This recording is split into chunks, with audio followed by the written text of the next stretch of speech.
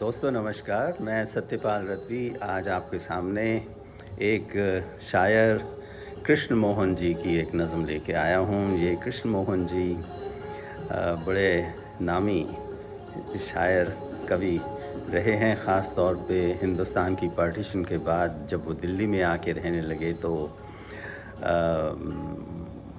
वो all India radio में भी काम करते रहे और इसके अलावा उन्होंने कई किताबें लिखी हैं, कितने ही मुशायरों में उन्होंने भाग लिया है।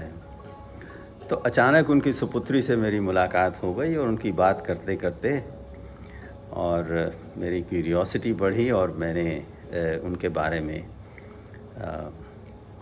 रेख्ता और गूगल में इंफॉर्मेशन हासिल की और मैं उनकी एक छोटी सी नज़म आपको सुनाना चाहता हूँ।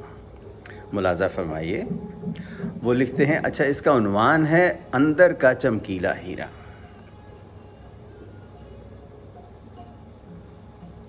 अंदर का चमकीला हीरा। कितने दिनों तक राजा के दरबार में एक साधु आता था जो उसको रोज़ एक फल दे जाता था।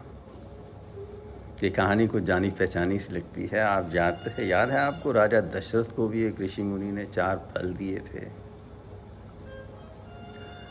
क्योंकि उनके कोई संतान नहीं हो रही थी। लेकिन यहाँ उस संतान की कोई बात नहीं हो रही है। कितने दिनों तक एक राजा के दरबार में एक साधु आता था जो उसको रोज़ एक फल दे जाता था। राजा बेहिस बेपरवाह सा इस फल को मखज़न के एक कोने में फेंक देता था। बेहिस समझ लीजिए, इनसेंसिटिव, कोरा आदमी जो होता है उसको बेहिस कहते हैं। उर्दू ज़बान में बेपरवाह तो आप जानते ही हैं। इस फल को मखज़न के एक कोने में फेंक देता था। मखज़न ये है जहाँ पे इनकी तिजोरियाँ वगैरह रखी जाती हैं। आप समझ लीजिए कि फाइनेंस डिपार्टमेंट, उस दफ्तर के एक कोने में वो उस फल को फेंक दिया करता था। एक दिन जब वो साधु आया, राजा के बंदर ने उससे वो फल छीना और जो खाया तो उसमें से एक चमकीला हीरा निकला। राजा हैरान, साधु गायब। राजा हैरान, साधु गायब। अब राजा की क्यूरियोसिटी बढ़ी कि ये हो क्या रहा है। राजा फिर मखज़न के उस कोने में पहुंचा और वहां देखा हीरों का ढेर लगा था और फल के छिलके बिखरे हुए थे। यही तो होता ना। सोचने लगा, कौन था वो साधु और आज कहाँ गायब है। राजा थोड़ा नरम सा पड़ा। कौन था वो साधु और आज कहाँ गायब है। वो फल क्या है जो हर रोज़ मिले हमको, हम उसका अंतर देख न पाएं और उसकी कदर न जानें।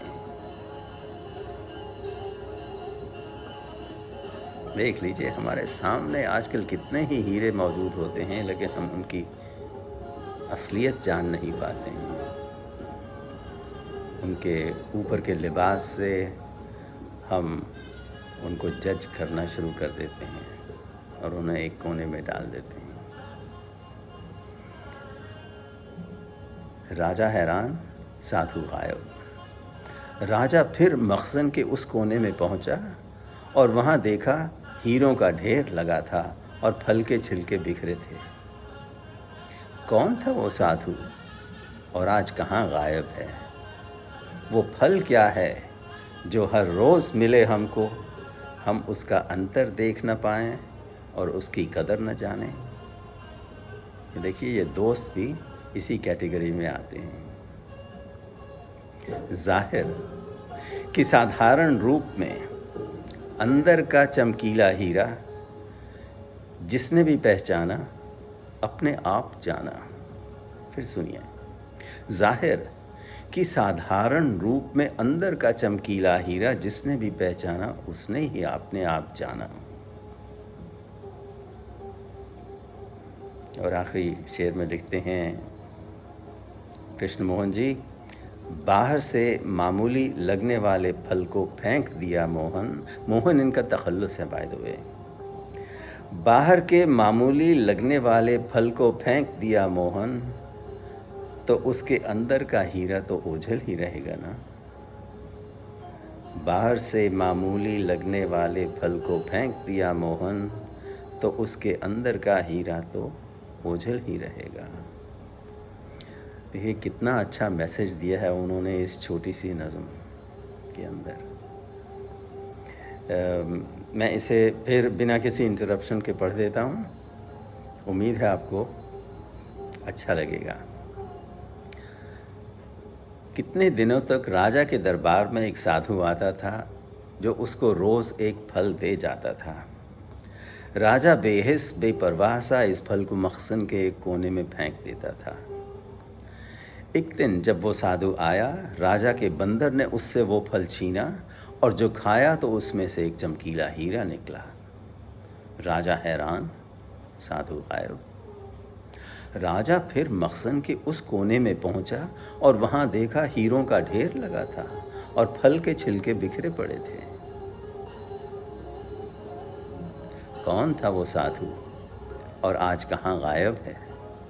वो फल क्या है जो हर रोज़ मिले हमको, हम उसका अंतर देख न पाएं और उसकी कदर न जानें।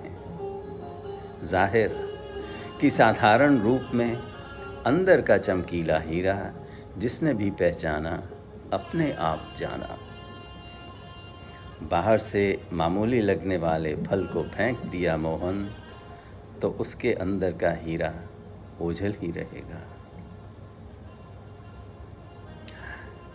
दोस्तों, उम्मीद है आपको ये नज़म पसंद आई होगी। इंशाअल्लाह श्री कृष्ण मोहन जी की और भी नज़में या ग़ज़लें आपको पेश करता रहूँगा। तो अगली बार तक के लिए धन्यवाद। नमस्कार।